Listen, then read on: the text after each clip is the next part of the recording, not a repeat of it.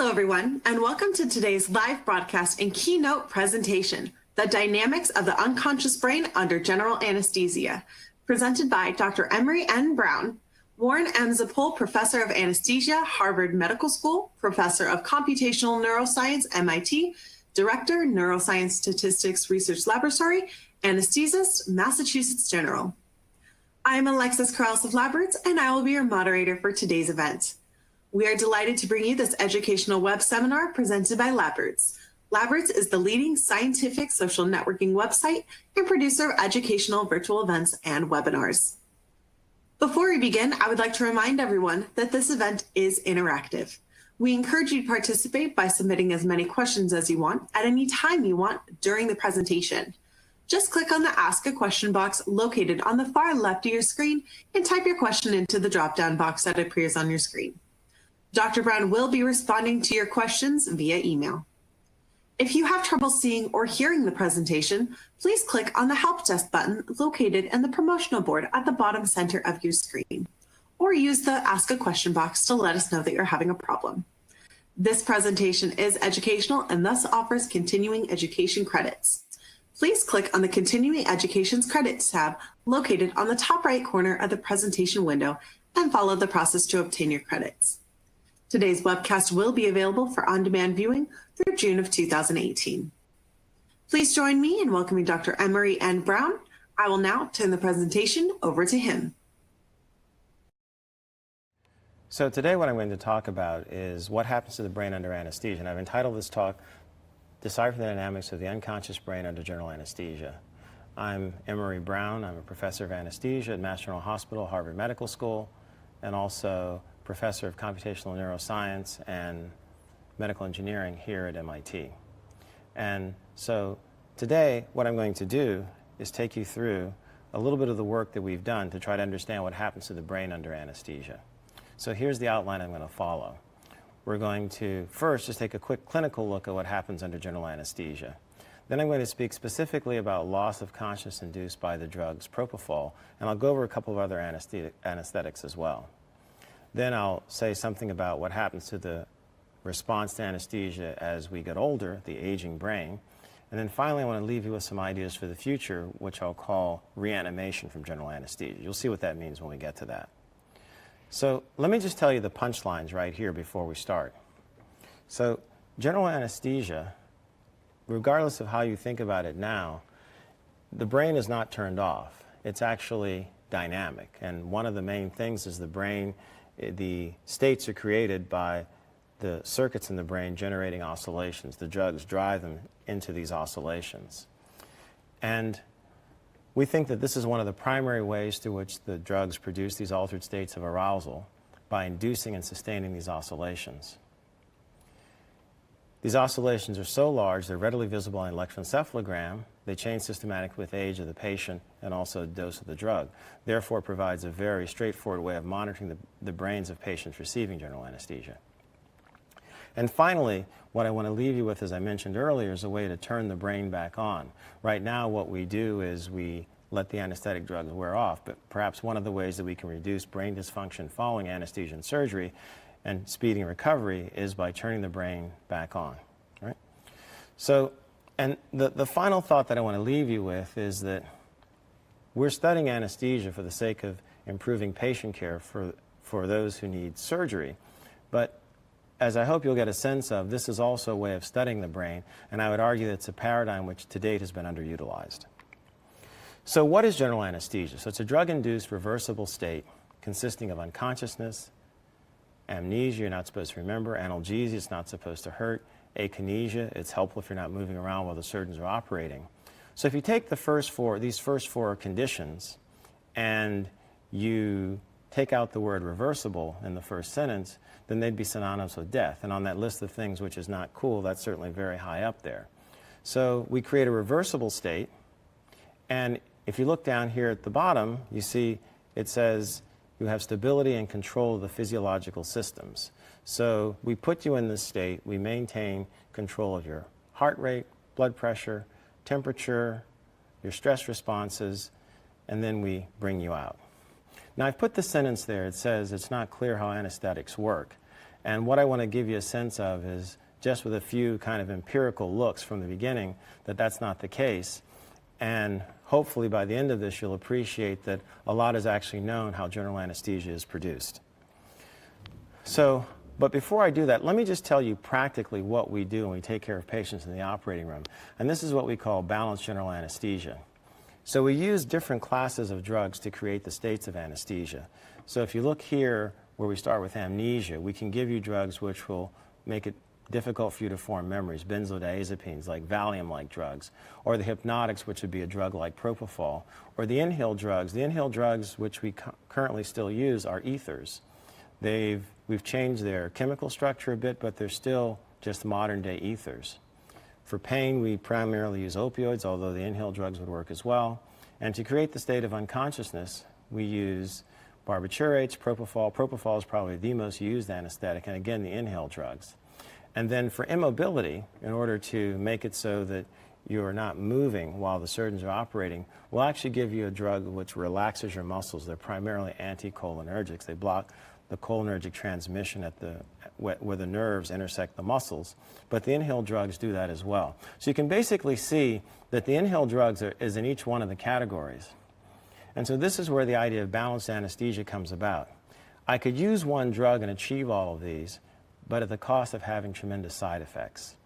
So the benefit of using multiple different drugs to create the same state is we get mostly all the good effects of those drugs, let's say the opioids and the creating analgesia, and fewer of the side effects by just using a single drug, right? And then we also administer drugs to maintain stability and the integrity of the hemodynamic system. So in order to make this a bit more concrete, I'm going to play a little video for you here, which is the video of the electroencephalogram, the EEG, the brainwaves of a woman whom I took care of it's been about 4.5 years ago now. So she's 60 years old. She's coming to have thyroid surgery. And in all of our operating rooms at Mass General Hospital, we have EEG, so we can measure the brainwaves of patients who are receiving anesthesia. And as I'm going to show you, we can use this to track the states of the patients while they're under anesthesia. And so there are 4 leads here. There are 2 up at two on the left, 2 on the right, and they're marked. They're L1, R1, L2, R2. And this is just going to be a standard induction. This isn't edited at all for time or anything. I'm going to give her a bolus dose of propofol, about 150 milligrams, and I'm going to explain to you what happens to her as this transpires. So I'm going to start the video now. And I'll just take you through the various parts of it. So if you've never seen EEG before, those are eye blinks. You can see they're across all the leads. They're very large artifacts that occur when patients move their eyes. And what you're going to see in just a second here is a lot of noise appearing, right? And the reason this noise appears is that if you inject propofol into a vein, like a small vein on the back of my hand here, it burns when it goes in. And so this is what's happening to her. So she's tensing up. So she's tensing up her muscles. So that's why you're seeing this large artifact. And it's going to get noisier, right? So just watch it here. It's quite noisy. But this is actually going to be good for pedagogical purposes because you're going to be able to see precisely when the drugs take effect and she starts to become sedated and eventually lose consciousness. So I'm going to stop here in just about another 5 or 6 seconds here. So right here.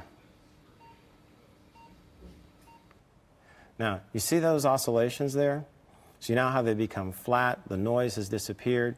And if you look at each of the vertical lines, each vertical line is a second. So between each vertical line, you see the oscillations go up and down about 12 to 16 times a second. This is what we call a beta oscillation. And if I were planning to anesthetize her so that she would have to give her anesthesia for, let's say, a colonoscopy or just a procedure that needed sedation, this is how I would dial the propofol until I saw these oscillations. I would just hold the dose there. But she's passing right through this. I'm just going to play this a little bit further. Now watch what happens next. You're going to see look at this, large slow oscillations. Right? That's her brainstem becoming inactivated, just like in slow wave sleep. The brainstem is most inactivated. That's the deepest stage of sleep. And now you're going to see her transition into another stage where it's flat and now burst. Flat and then burst. So this is a very profound state of coma. So she's profoundly unconscious, beginning first when you saw those slow oscillations appear.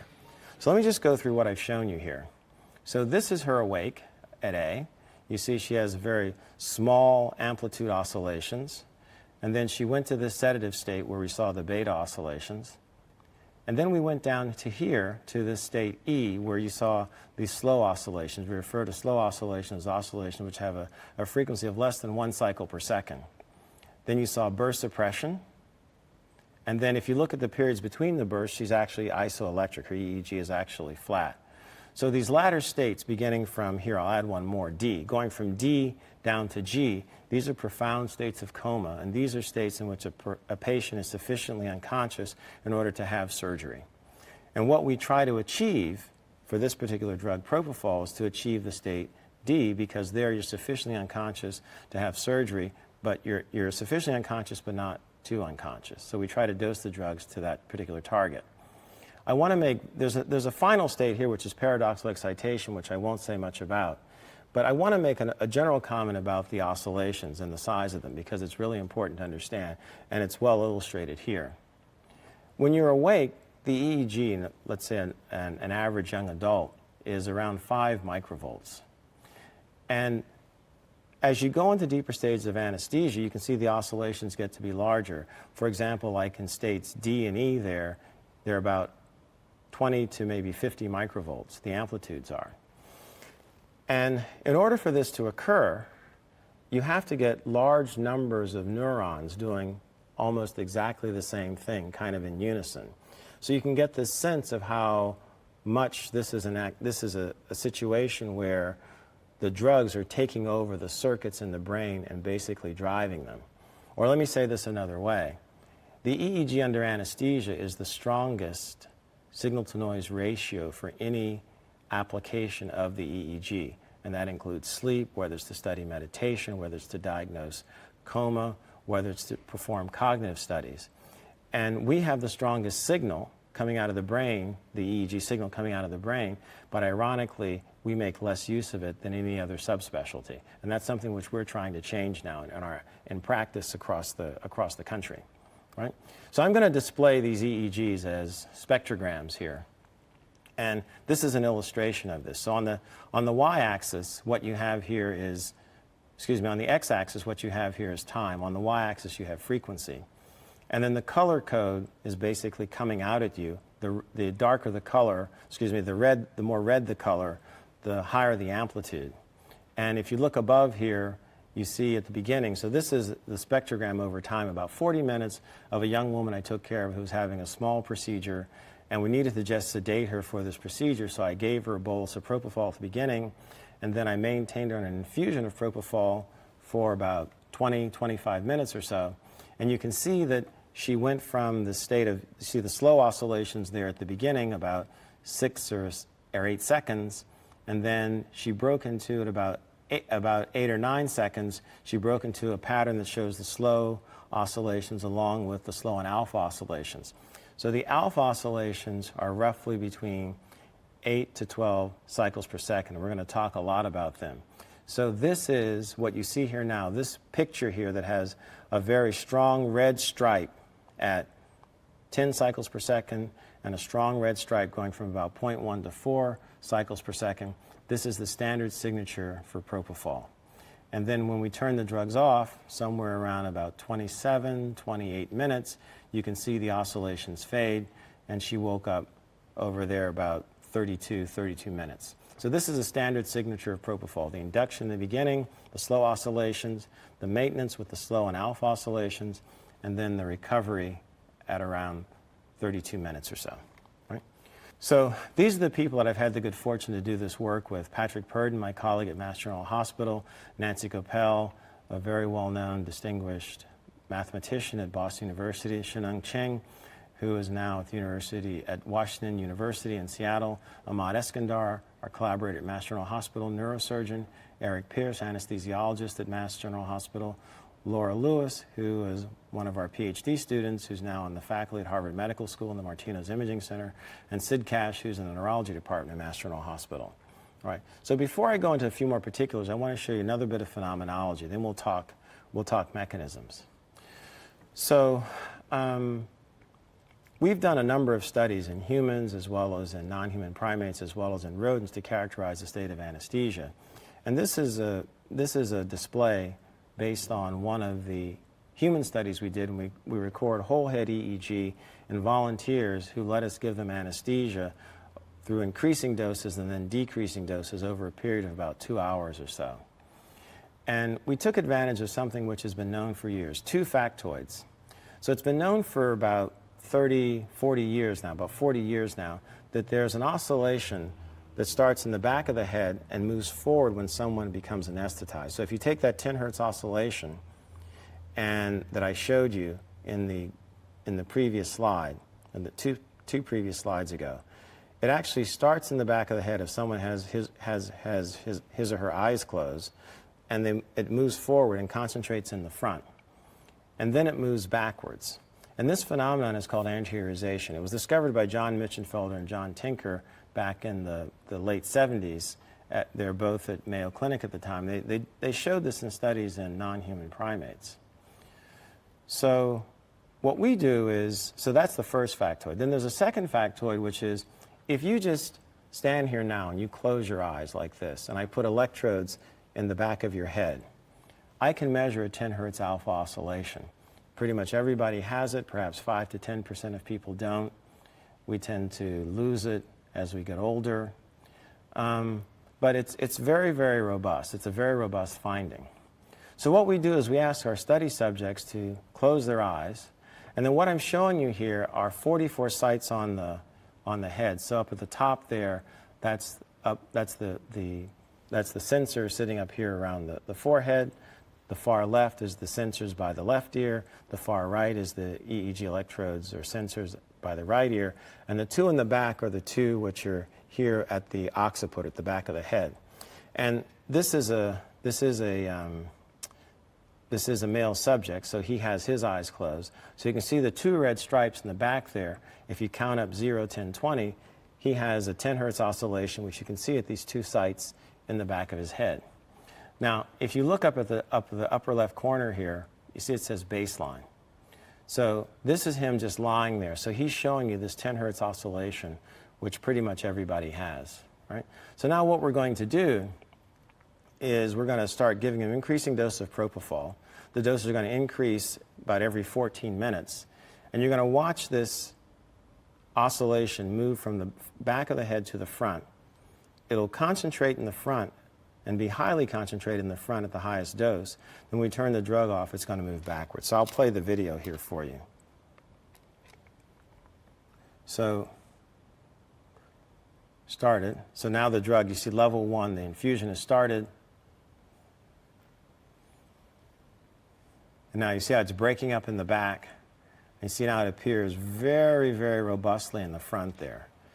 And here what I'll do is I'll just stop it right here. And this isn't even the highest level yet. This is level 4. You can see the 10 hertz oscillation is now in the front. It's disappeared entirely in the back there. All you see is slow oscillations in the back. And this goes from about the center of the head out to the front of the head, this 10 hertz oscillation. And if I continue to play this forward, so now 5 is the deepest level, and each level is 14 minutes. So you can see it's at the deepest level. Now we turn the drug off, and now the oscillation moves to the back. All right? And it's returned. Right? And the patient wakes up, or the study subject wakes up. So I showed you what happens. I explained the alpha oscillation, but when we looked at the spectrogram of the young woman under anesthesia, we saw slow oscillations also. So let me tell you what's happening with the slow oscillation. Their dynamics are quite different from those of the alpha oscillation. And this is, I think, one of the best illustrations of what's happening with the slow oscillation. These are electrophysiological recordings made from humans. So these are patients who've come for epilepsy surgery, and they get electrodes implanted in their brains near where the neurosurgeon and neurologist think that the epileptic foci are. So they're implanted in one surgery, They stay in the hospital for a period of 5 to 7 days off medications. Once they've seized enough so that they get a sense of where the seizure foci are, they then bring the patients back to the operating room. They remove the electrodes, and in a second visit to the operating room, they then perform the resection. So these are recordings from neurons in the human brain, and also neural field potentials from neurons recorded from circuits in the human brain. And if you look on the left here, what you see is what it looks like when someone's conscious, right? And you can see, if you look down in the bottom row there, you see the neural activity. You can see that the neural activity pretty much occurs wherever you want, and the oscillations are of smallish amplitude. Now, after the person lost consciousness, you see a dramatic change. So there are three features here I just want to draw your attention to. First of all, look at the large, slow oscillations. They're across all three electrodes, the red, blue, and the green, and they correspond to the locations there on the side of the brain, just off of the temporal lobe there. And if you look at where the neurons are now spiking, if you see on the left, they could spike pretty much wherever they wanted to. Now on the right, they're only spiking at the minimum. In this case, these are the neurons which are near the location of the red electrode. They're only spiking near the minimum of that oscillation. And so the oscillations, or excuse me, the spiking activity is now gated. It can only occur at certain times. So imagine that this is occurring the same way across the locales of all the slow oscillations. And see, the slow oscillations, unlike the alpha oscillations, which are in sync with each other across the various parts of the brain, the slow oscillations are entirely out of sync. So this represents like fragmentation of the cortex. In other words, for the red neurons in the red location to communicate with the ones in the blue location, they have a very narrow phase window where they can do it. However, if they want to communicate with the neurons in the green location, that's going to be very, very difficult to do because they emit spikes at different times.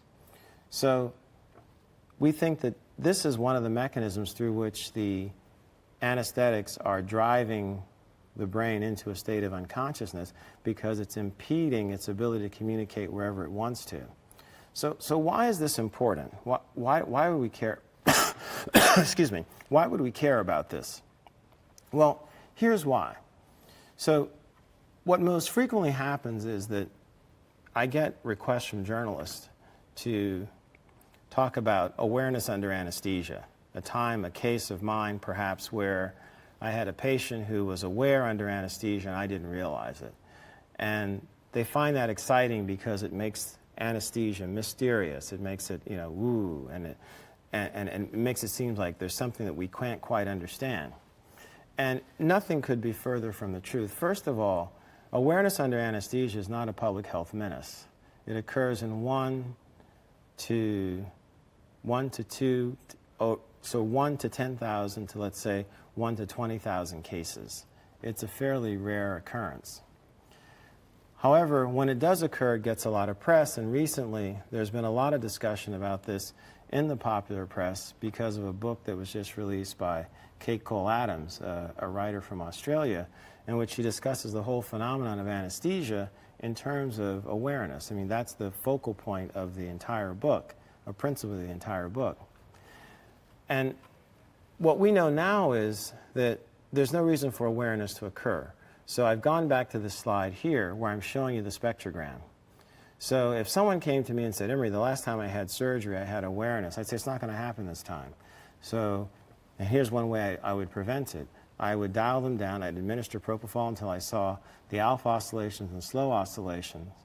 And if anything that I've said up until now is correct, that the alpha oscillations represent the thalamus and cortex tied up, the slow oscillations represent this very broad cortical fragmentation, it's going to be extremely difficult for someone to be conscious during those states. So that's a solved problem in 2018.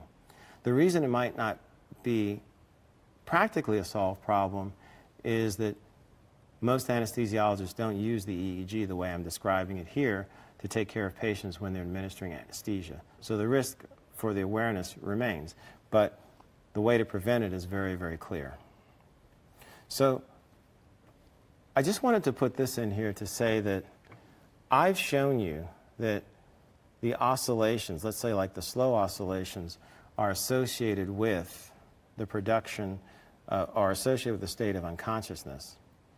But you might ask, if I were to produce slow oscillations, would I see, let's say, an animal becoming unconscious?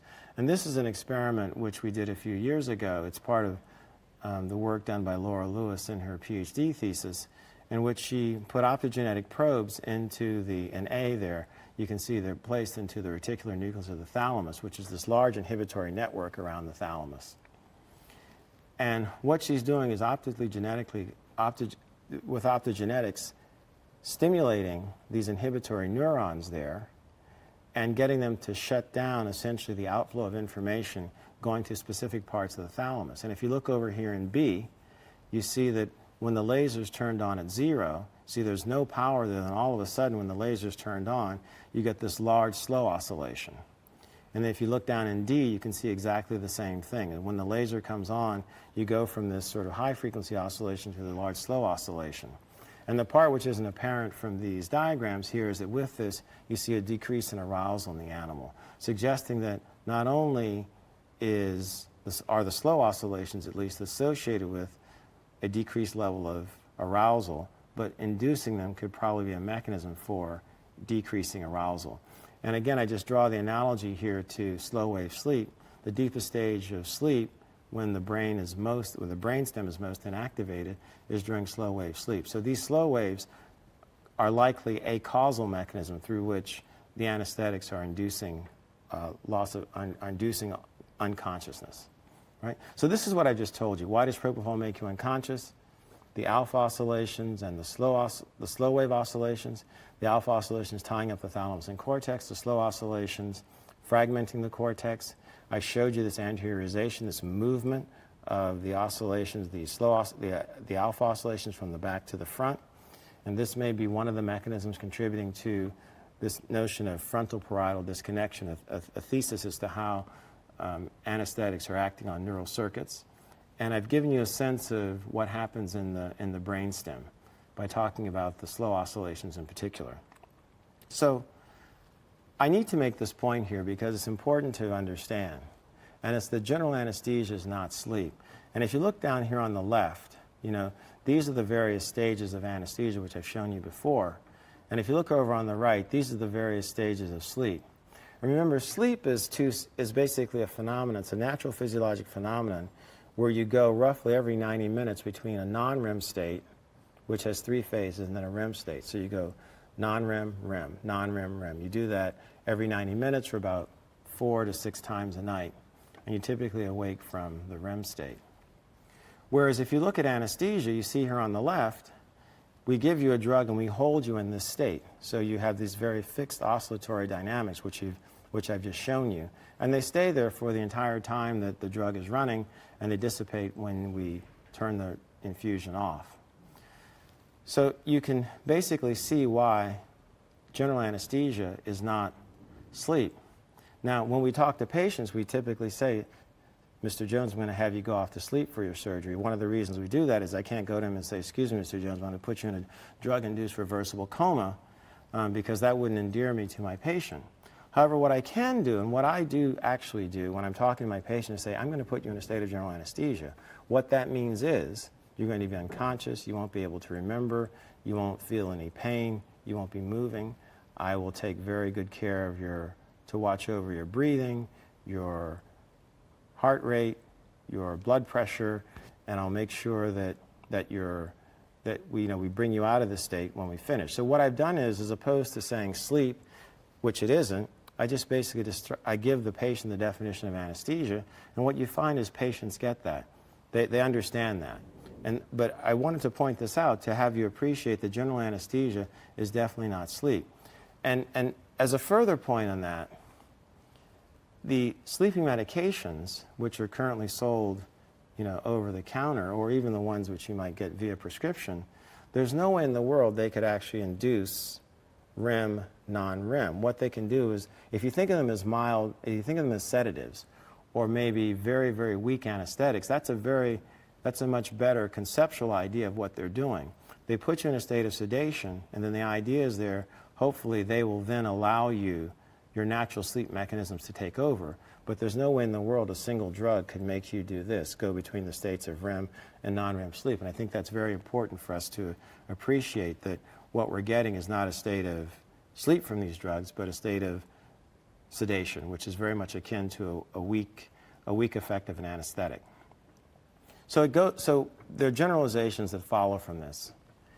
I could take any one of the drugs, propofol, sevoflurane, ketamine, dexmedetomidine, and if I look at them this way, we can see that they have different dynamics. However, if I look at their spectra, we can see that their spectra are quite different. So this allows us to appreciate the differences in the drugs by looking at their spectra. And these differences in their spectral displays follow differences in the mechanism through which they work in the brain. And I wanted to point to sevoflurane in particular because it is a modern-day ether. And propofol, which we've talked about down in the lower left there, is ketamine, and on the right is dexmedetomidine. And what we can do is each anesthetic has a different signature that relates to its different mechanisms of action in the brain or in the central nervous system, and we can map out that circuitry, and we can now relate those dynamics directly to the circuits in the brain and the receptors at which the drugs are acting. So we can do a deep dive into each one of these other drugs the same way we've done a deep dive here into propofol. Right? So I want to tell you a little bit about aging now. So this is work which I've had the good fortune to do with my colleagues at Children's Hospital, Dr. Laura Cornelison and Dr. Chuck Birdie. Dr. Sienna Keju is one of my colleagues at Mass General Hospital, Dr. Purdon, whom I mentioned earlier, and Dr. Kim was one of our postdocs who's now back in Korea. So this is propofol. So this is a 30-year-old man who's receiving a propofol infusion. Right? You can see the alpha oscillation and the slow delta oscillation. This is someone who's 57, receiving also an infusion of propofol. And you can see the alpha oscillations, the slow oscillation. Maybe the alpha oscillation is a little fainter, perhaps it's at a slightly lower frequency, a little bit below 10 hertz, but it's still there. Here's an 81-year-old woman, right? This was a woman I took care of a few years ago. She had a tumor on her chest the size of an American football. And it took the thoracic surgeons the better part of 6 hours to remove it. If you look at the oscillations you see there, you can see she has 10 hertz oscillations there. They're at a much weaker amplitude than those of the 57-year-old and certainly the 30-year-old. And if you look at all the higher frequencies, it's all blue, meaning that there's very little oscillatory activity there when she's under propofol. And this is very typical. As we get older, we see that the oscillations diminish in amplitude. The good thing about my using the EEG here was that I was able to give her a fraction of the already age-adjusted dose and know that she was well anesthetized or sufficiently unconscious in this particular case so that I didn't have to give her more. And I was able to wake her up immediately following the procedure. This is one of the advantages of using the EEG, that I'm reading the dynamics of what I see as I take care of the patient. Now here's the part that's a little bit sobering. So the two gentlemen there, the one on the left and the one in the center, are roughly the same age. The gentleman on the left's EEG looks like that of the 30-year-old, and the one in the middle looks like that of the 81-year-old. You know, we age different physically. It makes sense that our brains may age differently as well. But what's wild is that you'd be able to see it under anesthesia. So here's one way of thinking about this. If you forget about anesthesia for the purposes of putting someone in a state where they could tolerate having surgery, and think of it more as an experiment. I'm going to put in a stimulus, I'm going to measure the response. And the stimulus is the drug, and the response is going to be the oscillatory dynamics generated by the brain. Well, what's going to happen? So when you're young, you put in the drug, you put in the propofol in this particular case, and you get oscillations that look like this.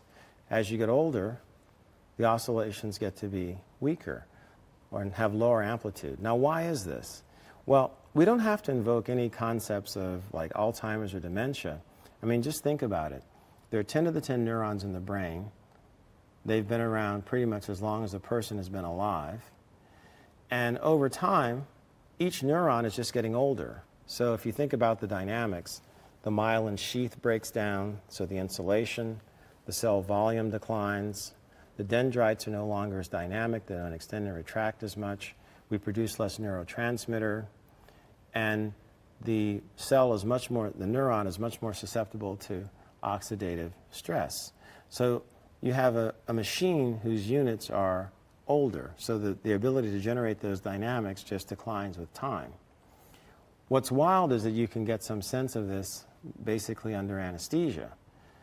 And you can just predict now what the kids would look like. So this is a 3-year-old, and here is now a 14-year-old. You can see they have exactly the same dynamics, but what's occurring is that they're evolving with time. The oscillations get to be they decline in amplitude. In fact, here's a better depiction of it.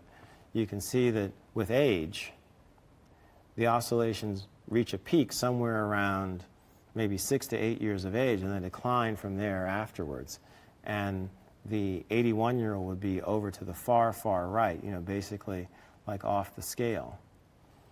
And if you look at the very young brain, if you look at the brains of neonates, let's say 0 to 3 months of age and 4 to 6 months of age, the 0 to 3 months of age under anesthesia show essentially just slow oscillations.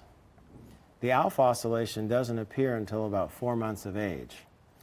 And what's interesting is that when it appears, it's not dynamic. The dynamics that I showed you, the movement, the anteriorization, doesn't occur until the kids are somewhere around a year, perhaps 14 months of age. And this is consistent with this idea that what's probably happening is that there are not sufficient thalamocortical connections for the alpha oscillation to be produced. That's why we don't see it in the 0 to 3 month olds. But they're sufficiently present in the 4 to 6 month olds, so we actually see this alpha oscillation dynamics. And so this is just really a window into brain development. Again, if you think about what happens is you have these changes in excitation and inhibition that occur with time as we move through critical periods with the brain developing. It makes sense that this would be manifest with the administration of anesthetics in terms of the ability to produce or not be able to produce certain dynamics. And in particular, with the thalamocortical connections, as I'm showing over here on the right, they are aided, their formation is aided by what are called subplate neurons. The subplate neurons are like in the young brain, and they act as sort of ushers. They guide the connections from the thalamus going up to the cortex, and then they they pull away. So they help hook the system up. They help wire the thalamus and cortex. And what it says is that that wiring is not sufficiently complete in order to produce these alpha oscillations. That would be consistent with our idea. And however, there is sufficient completing of this wiring by the time the child is about 4 to 6 months of age. So you actually see these dynamics. So again, anesthesia being a little window into brain development. So let me just leave you with this final idea of reanimation. So this is my colleague Ken Salt, and below, who's been working on this problem. And so below I have a quote from a letter to the editor that was written regarding an article that appeared about our group in the New York Times back in 2011. And the letter said, "I had my first corrective surgery due to infantile paralysis in 1949. The bill from the anesthesiologist was $400. My mother was horrified, but my father calmed her when he said, it was probably $50 for the procedure, but I gladly pay the other $350 because he knew how to wake her up," right? As I often say, as anesthesiologists, you don't pay us to anesthetize you, to put you to sleep. You pay us to wake you up. And so that's what Ken has been working on very, very assiduously here for the last several years. And so this is one of the rat volunteers in his laboratory who's in this chamber where he's been anesthetized for the last 20 minutes or so with isoflurane. Again, this is one of the ethers. So he has an intravenous line in his tail vein. And what Ken is going to do is he's going to inject Ritalin, the same Ritalin which is used to treat kids who have ADHD.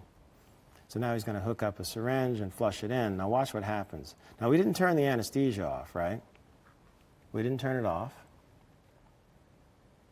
And you can see the animal's coming to, he's starting to move. He's changing something induced a change in state in him. And now he has to turn over for this to count. It doesn't count if he doesn't turn over.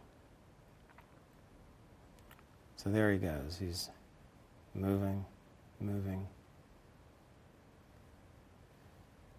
And he does make it. I've seen the end of the video. He does eventually flip. Here we go.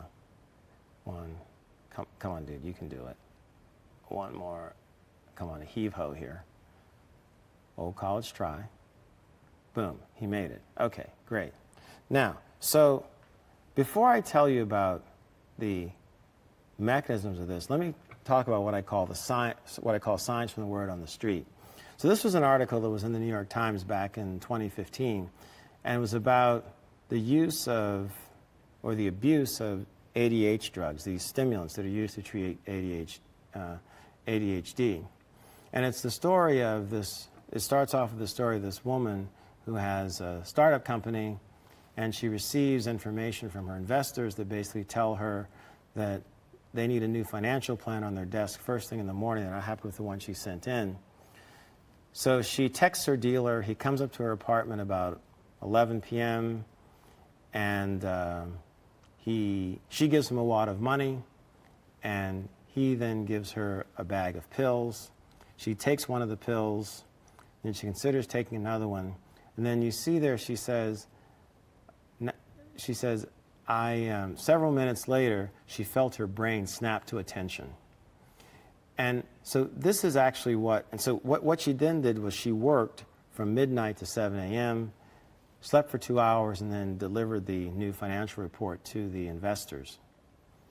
So this is a common phenomenon now where people in high-stress jobs, and let me just be clear, this makes no sense. It's very dangerous. People should not do this, right? But she's using these drugs to actually stimulate her circuits and help her think better. And so if anesthesia has disrupted your circuits, perhaps a very appropriate clinical time to administer drugs like this is when to help people come out of anesthesia so you can help their circuits work better and help restore their ability to think more concretely or more clearly. So this is what I call signs from the word on the street. The word on the street says that we should use this more, we should use this in taking care of patients who are having anesthesia care, right? So let me just show you this, all right? I want to show you an application of this idea, all right? So what Ken has done, he's actually studied the ability of, like, what state is he in when the rat comes back? You know, when he came back, you know, could he actually perform a task, or was he just sort of still stumbling around and maybe not functional? So he did the study, this time anesthetizing the animal, and instead of giving him intravenous Ritalin to wake him up, what he does is he stimulates his ventral tegmental area, this area which is very important for cognition and also for reward. So he stimulates the ventral tegmental area, and what we're going to show you is that when he stimulates this area, even though the anesthesia is on, the animal's going to come to, and he's going to start working. So this animal's been trained to go from left to right, and he starts on the left. Oh, excuse me, he goes to the right, and he has to execute a task. He has to touch the correct figure, and if he touches the correct figure, he can turn around and get a food reward. And he'll do this. He's been trained to do this. So when he wakes up from the anesthesia, he realizes this is what he's supposed to do. He realizes where he is. So this will happen as long as we have the stimulation on. Then when we turn the stimulation off, he actually goes back to being anesthetized. So I'll start this here, right?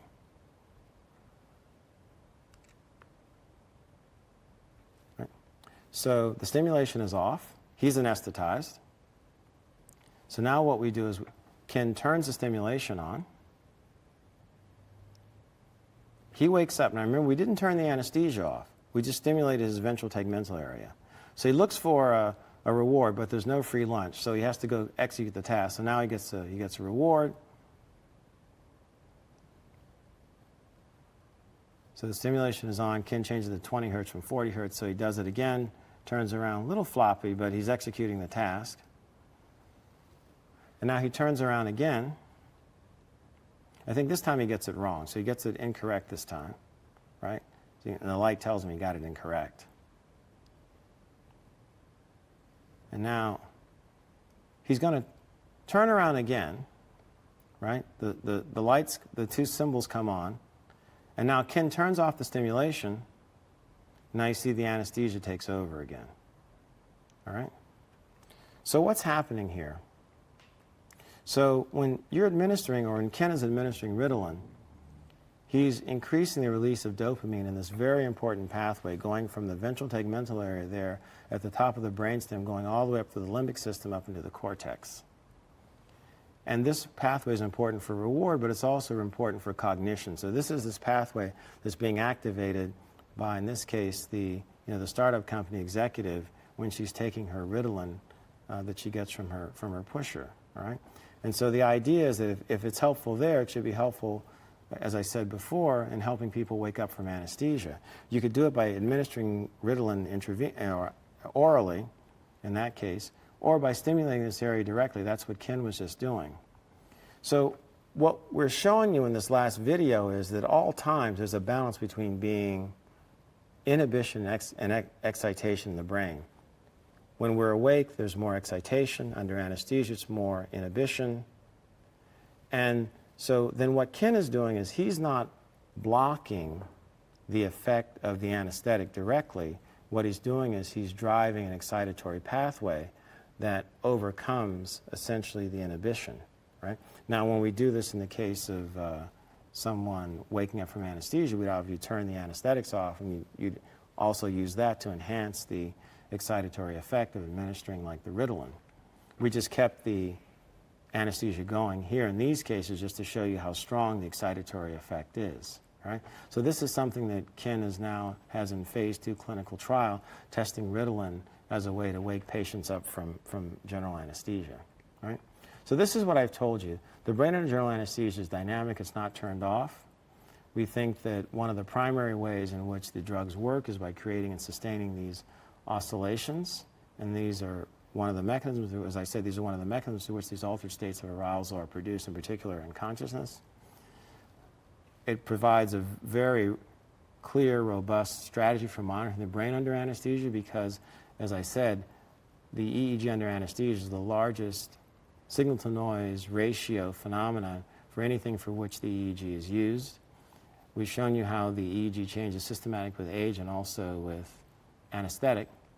And we just showed you how you could turn the brain back on after anesthesia and suggest that this might be a way of not only speeding recovery, but reducing brain dysfunction after anesthesia. And as I said earlier, we're not only learning about anesthesia, but we're learning things about the brain. For example, the idea that you'd have different dynamics, sort of EEG dynamics as a function of age, is something which is really obvious now in retrospect, but wouldn't have predicted had we not studied the anesthetized brain across different age groups. And now we can think about very directly how that relates to brain development in the very young and brain aging in the elderly. And so this is sort of like the anesthesiologist's view of clinical neuroscience, and I'll just leave you with this idea. We sit sort of here in the middle, if you would, general anesthesia and all these other problems or topics in clinical neuroscience sort of circle around us. I'll just give you an example. So ketamine is a drug which is used to treat pain, but it's also a drug which is used to study as a model for schizophrenia, and now it's being administered in low dose as a way to treat depression. And you realize that the opioid epidemic is a problem that is rampant in the United States right now, and we use high-dose opioids in certain settings, particularly in cardiac surgery. So one way of thinking about the states that these patients are in is they've actually put themselves in a very profound state of general anesthesia where they're likely to stop breathing. So the ideas that we use to take care of patients for anesthesia could be brought to bear in helping to treat patients who have had opioid overdoses. Or if you look at epilepsy, there's a drug methylhexatol which at low dose can be used to induce an epileptic seizure, whereas in high doses it can be used to arrest an epileptic seizure. So I think that by taking a neuroscience approach to the study of general anesthesia, we do two things. We make it possible to really understand how the drugs are creating these various states and to propose and design new and better ways of generating the state, monitoring patients who are receiving anesthesia. But also we open up this whole, what I would consider this, as I was saying earlier, this untapped approach to studying the brain from a perspective which is highly informative and connects, as I'm suggesting here with this diagram, to a lot of areas in neuroscience. So I'll stop there. Thank you very much.